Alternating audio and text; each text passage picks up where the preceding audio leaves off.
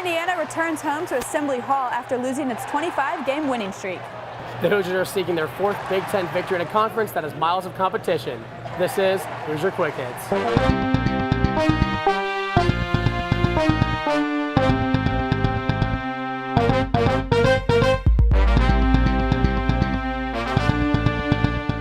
I'm Jordan Burrows with Lydia Knoll, and we are inside Assembly Hall where Indiana beat Michigan State by a score of 82-75, led by James Blackman Jr.'s 33 points, a dominant performance. He started the game 6 of 6 from the field and 4 of 4 from the three-point line. James Blackman Jr., of course, coming off that game-winning shot against Penn State, that three in the corner. Iced his veins in that game, and he's done a job well done against Michigan State this time with the 33 points.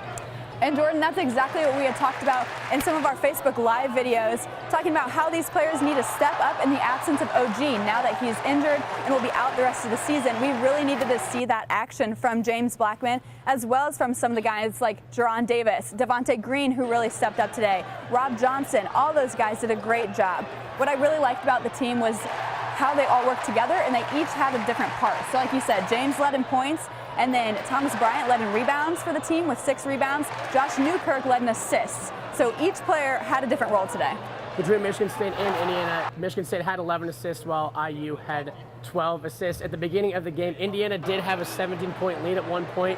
Coming into after the first half, Indiana led by as much as that 17 and then by 14 at the end of the first half. Obviously, James Blackman Jr. was a big part of that. Robert Johnson stepped up with a lot of key threes. Even Devontae Green had a 3 in his respect for that name. Freddie McSwain, being the lone forward for IU now that OG Anunoby is out, stepped up as well.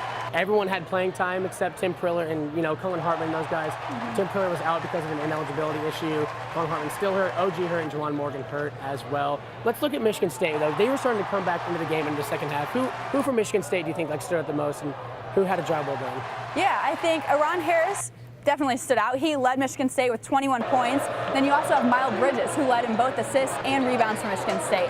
Miles Bridges actually outdid Thomas Bryant. Miles Bridges had 10 rebounds, while Thomas Bryant, like we said, only had 6. So that was an area I think IU could have stepped up a little bit more, but at the overall picture, they obviously were able to capitalize on the opportunities they were given despite those rebounds. Starting the game, Miles Bridges was 1 of 6. He only had 4 points in that first half. Second half, he turned on a little bit, ended up with double-digit points.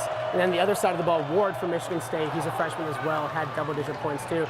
Michigan State, after the end of the first half, I'm sure Tom Izzo had something well to say, and, at halftime to say to his team, like, hey, we're down by double-digit points. That's 14 points. Michigan State coming off a loss against Ohio State, coming into Assembly Hall, trying to beat the Hoosiers. Couldn't get the job done, but the Hoosiers maintained a lot of composure getting down the stretch. Michigan State was only down by 6 with, 3-4 minutes left. And I think Indiana kept their composure pretty well down the stretch. Yeah, I definitely think so. And part of that had to do with Michigan State's turnover rate. Michigan State only turned it over twice in that whole second half, which was comparable to the second half. Yeah, and then when you look at that, points off turnovers, this is where IU has been struggling all year.